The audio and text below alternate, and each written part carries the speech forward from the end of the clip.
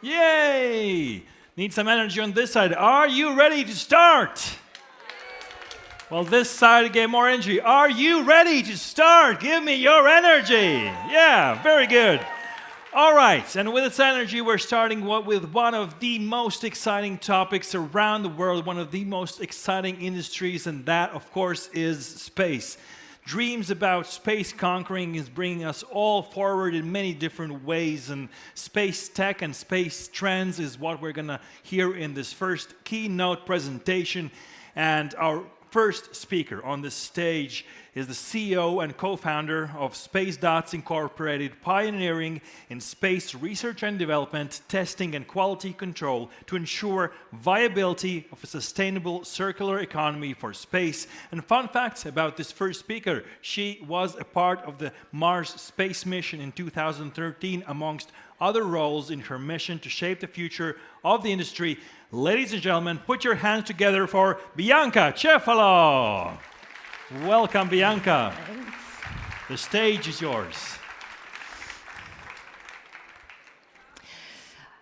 I'm extremely excited to be on this stage. I think I've had so many keynotes, but this is probably the coolest stage I've been talking about space. So, talking about deep tech, now let's stay with me and let's deep dive into the deepest end of what space is. So if we look at the space economy, and I can give you loads of examples of how we use space on a daily basis. So to come here, I have an app, which is Bolt. I think all of us know that. That is using GPS, which is coming from satellites. Anytime you're posting something on Instagram, that's using space technologies. Anytime we are checking the weather forecast, that's using satellites technology. Anytime we are connected broadband, or we've been using Zoom for so many years now through the pandemic, that's thanks to space technologies. Emergency responding, conflicts, everything is now being submerged by space technology enabled activities. Now, looking at the economy, it looks like it's going to become over $1 trillion economy by 2035. Obviously, serving an increasingly connected world, and we wouldn't be here, or people wouldn't be connected through this conference if, again, it wasn't for space. But let's think about, for a minute, before again we go into a journey on what the tech trends are and where the economy is growing, or what have been the waves of the space economy. So let's start from the very beginning. Sputnik 1 was launched in space on 4 October 1957. So it was the world's first artificial satellite built by the Soviet Union, and that was a remarkable moment that started the space age, and obviously also the Cold War with the United States. But that's another story. From that moment, we've seen the birth of what we call the first space age, or the old space, as some people call it. It's the most traditional space economy and space sector as we know it.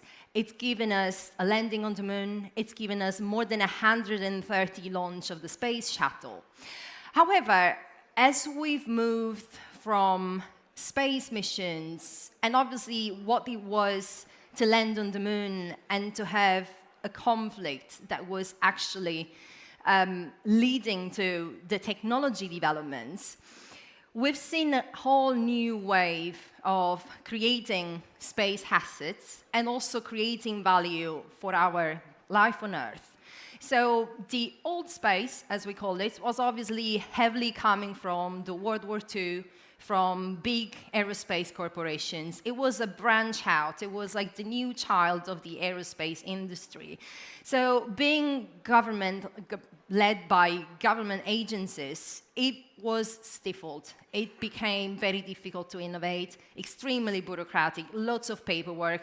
I worked with agencies, both with NASA, the European Space Agency, and yes, it takes a lot of paperwork and hundreds of people to talk about things before things can happen. So from the early 2000s, a new wave of mindset basically happened.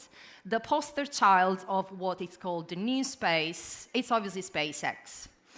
SpaceX, which again marked history in 2008 by launching the Falcon 1. It was the first successful launch of a privately held company that was designing a rocket, which wasn't obviously led by an agency. The Falcon 1 and then all the other Falcons that came afterwards obviously managed to reduce massively the launch cost into space and to increase the frequency and accessibility to space, which meant after 2008 to 2013, more or less, there was this whole new wave of bright minds, scientists, engineers, new leaders, or anyone who was creative that wanted to contribute to the space industry and make new technology happen just because they could access the space in a way that wasn't able before. So we had a whole wave of Earth observation satellites, new constellations, new business models, again, new entrepreneurial research and funds, and also lots of private capital that came into play, which wasn't really existing before. But now, moving to 2014, up to this very day, and into the decades that are going to come, we're seeing an even newer wave of what's going to be the space economy and what's going to be the space industry. And this is what I refer to the space economy for humankind evolution beyond our planet. This means that mission to the moon and mission to Mars are going to be led by private commercial companies, obviously with the support of the government and all the other agencies. But most of the moon, we've seen now landing on the moon by private companies. We've seen landing on the moon by countries that were not the usual United States. And this is because the whole space economy, again, is moving away from what it was just satellite orbiting our Earth, but it's moving toward creating an infrastructure in space which could hold a sustainable life in the future for all of us and for all generations to come. So this is probably one of my favorite artist renditions, speaking about human life beyond our planet Earth. In the 70s, the physicist Gerard O'Neill came up with a concept, which was an inhabitation in space made out of two counter-rotating cylinders. They were like kilometers long and kilometers wide. And they were meant to be, obviously, an inhabitation for millions of humans in space where we can grow our plants, we can grow our food, we can create economy, we can manufacture, we can be entertained. Obviously, this concept is still theoretical. However, all the steps that everyone is taking in the space industry today are actually moving us towards making this science fiction an actual science fact. But what are now the steps that everyone is taking in the space industry to make this concept an actual reality? This is probably one of my favorites, not just because I work with those, but advanced materials in space manufacturing and mining.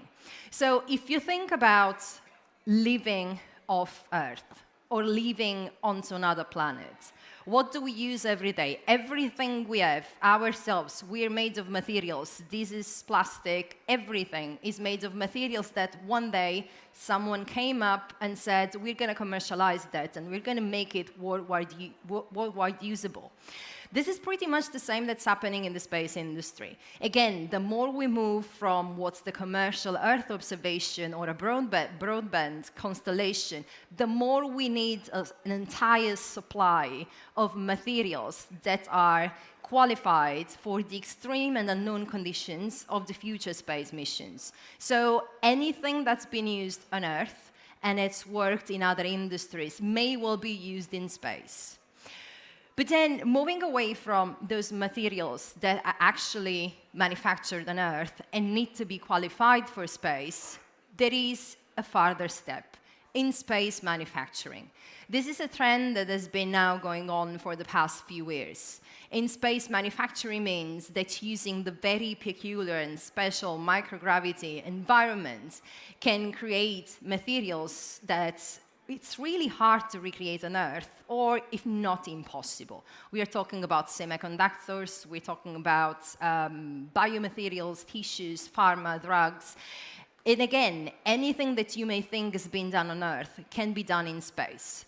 In-space manufacturing is meant to obviously help not only the in-space economy, meaning we don't have to fly back and forth all the time that we need something to be used in space. It can be manufactured there, it can be manufactured around the Earth, it can be manufactured on the Moon, it can be manufactured on Mars, it could be manufactured on an asteroid. We don't need to come back. We can just do in space, use factories that we would use on our daily basis. One step farther, extraterrestrial materials, which are probably my most favorite. Recently, I was interviewed about the access and obviously like the usage application of novel materials in the space industry. And I was asked a question. The question was, our age, the human age, has always been defined by a material. There was the Iron Age, there was the Bronze Age, the Gold Age, all of it. So they asked me, what do you think we are now, and where do you think we are going to go in the future? Obviously now we are living in a digital age, clearly, which is pretty much plastics and silicons. But as we move away from this, what's the material that is going to really define humanity? And that's extraterrestrial material. By extraterrestrial material, I mean materials that can be found in space. A neutron-star collision explodes. It's beautiful in a simulation. I've never seen one. But it's meant, obviously, to give birth to heavy metals like gold and platinum. Asteroids.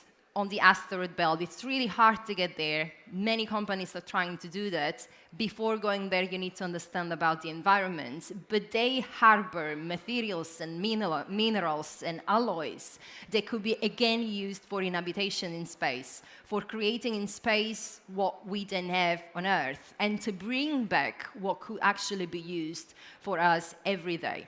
And then there is recycling in space, which is another new trend, which is basically using defunct or deorbited satellites, which are mainly made up of aluminum alloys or titanium, recycle them, melt them in space, recycle them, and create 3D printed filaments so that we can 3D print on commercial space stations or anywhere we are. Then there is another trend, which is obviously the human factor, life science and biotech. The International Space Station has now been in orbit for decades, and it's seen hundreds of missions from astronauts. So moving closer to what it was, the O'Neill cylinders of having our own plants grown in space and actually living there, the International Space Station has been one step closer to that mission. So talking about life science, growing plants in space. By growing plants in space, we mean around the Earth, on the Moon, on Mars. But also what's extremely important or very relevant for our life on Earth is the extreme interest of space for healthcare, aging, and obviously disease. If you look at the biotech, tissue engineering, all the different stem cells, cancer cells research that is going to happen in space, that's not only going to help us understand how humans can actually function in space, but also how this research can aid our own healthcare on Earth. Once again, because the microgravity conditions will help us understand better what's going on in our body, sometimes even better than what's going on Earth. Space-based solar power. So we've all learned or heard somewhere about the net zero goals that we have by 2050. Now, those are going to be very difficult to achieve if we don't include space-centric thoughts and considerations into play. Space-based solar power is an extremely ambitious project that wants to obviously use the solar energy from space, beam it down to Earth, and produce that 24/7, instead of having it just dependent on how we use it on Earth, which depends on daylight and weather. To do this, it requires kilometers long of solar panels, kilometers long structures that need to obviously stay in place for more than 30 years without maintenance. So to do that again, different steps are required, from the selection of materials, from the manufacturing techniques, from the assembly techniques that are not going to happen on Earth. We're not going to be able to have kilometers long solar panels going shipped from Earth to space. We will have to assemble that in space. However, this has a massive, massive potential for actually reach net zero in 2050. And all the things that are required to make this happen needed to happen yesterday, not today. Now, moving from what's the more climate change relevant discussion to what it is something that it's always been part of humanity. It's a space adventure. Commercial space stations and space tourism are actually becoming a reality. Again, the International Space Stations is going to be decommissioned by 2031, which means something else will need to replace the International Space Stations, which is not just going to be for R&D, research and development and testing and science, but it's also going to be for human experiences in space. This entire economy is forecasted to worth billions by 2030. There is luxury adventures in space. There is going to be entertainment in space. There are even talks and rumors about Tom Cruise doing a movie in space. And obviously, everything is going to be led by high net worth individuals, because at the beginning, a ticket to space is going to be extremely expensive.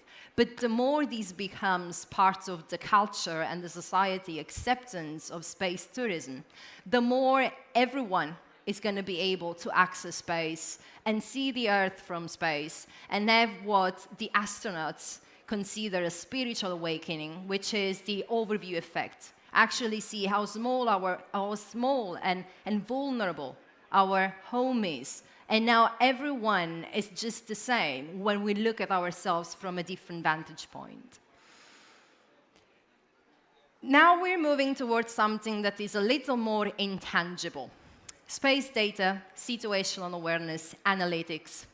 I think we all know by today what ChatGPT is.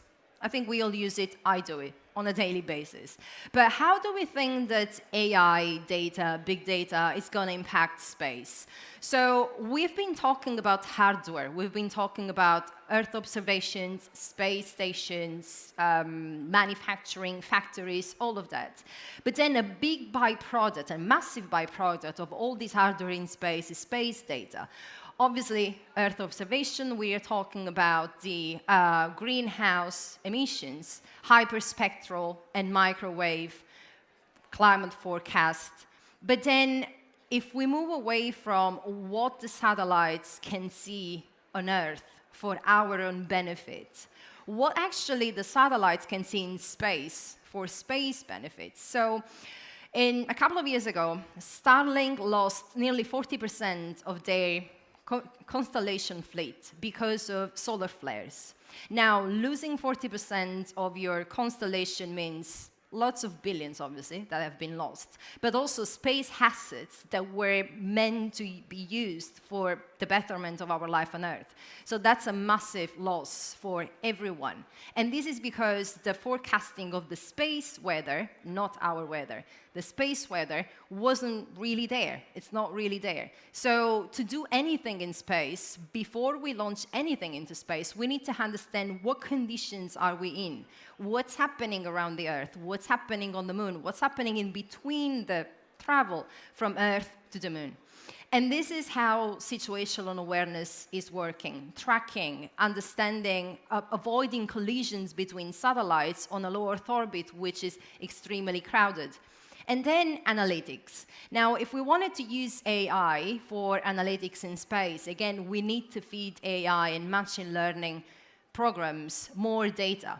The more we're sending hardware into space, the more we are understanding about the environments and everything that's orbiting artificially around our planet, the more we can feedback loop into AI-driven models, or you even using blockchain for obviously understanding the data transmission. So this is going to be a big part of the space industry, which is, again, not only going to be extremely helpful for our own forecasting on Earth, but it's going to be extremely helpful for understanding where are we actually going and can we be safe and efficient into going to the moon, especially when we have crewed missions that involve humans. Now we're moving a bit far away from Earth, and we're going into the cislunar economy.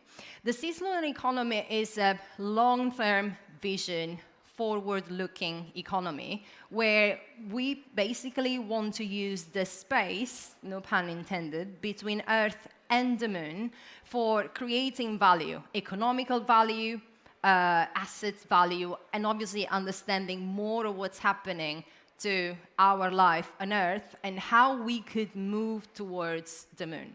This means using the orbits in between Earth and the moon. This means having outposts on the moon. This means using the moon surface as a pit stop to Mars instead of having to come to Earth. Once again, we're seeing a step forward. We're moving from Earth to the moon. How we go to Mars? Maybe we don't need to go back to Earth. Maybe on the moon we can have 3D printed machines, robotics, that can actually build habitations. We can use the lunar regolith and the materials to build something there. We can use it for energy storage and generation. We can use transmission and connectivity between Earth and the moon instead of having to send hardware back. So what I want to close this off is, we are standing at a revolutionary era for the space industry. And probably from what you've seen from my short presentation is that what we thought was sci-fi maybe a couple of years back is actually already a reality. And what seems sci-fi today, it's going to happen in the next 10 years, 30 years, 100 years. So we're going to have people actually living in space. But to thrive beyond our own planet, it just doesn't require space industry leaders. Everything that we want to build in space needs to replicate what we're using on a daily basis, and we take for granted. We take for granted our clothes. We take for granted our supply chain, our cars, our transportation, our smartphones, because they are part of our life. But if we want to live in space, all of this needs to happen there. And this means going from the agriculture industry to the entertainment industry. Everyone will have a role in building the next spacefaring humanity. So this is my last thought. Everyone who's currently engaged in space activities or is going to be engaged in space activity is not just a participant. It's actually making happen what I called Humanity 2.0. We moved on boats in the exploration age where we wouldn't be all connected if someone didn't go on a boat and go and see, cross the oceans and went to India and discovered the Americas. Now we're moving to a bigger scale age of exploration. Humanity has always been curious by default. And Humanity 2.0 is going to be even more curious. We're going to have babies in space. What passports are they going to have? A lunar passport, a Martian passport? Are they actually going to be human? We don't know. But we're looking to find solutions and answers to these questions. And everyone, again, everyone from education to rocket scientists to creative to psychologists to doctors, everyone in the next decades is going to be a space pioneer. Thank you very much. Hopefully you enjoyed this presentation. Round of applause, Bianca Cefalo. Bianca, wow, wow, wow, wow. Manufacturing in space, energy generation in space, babies in space.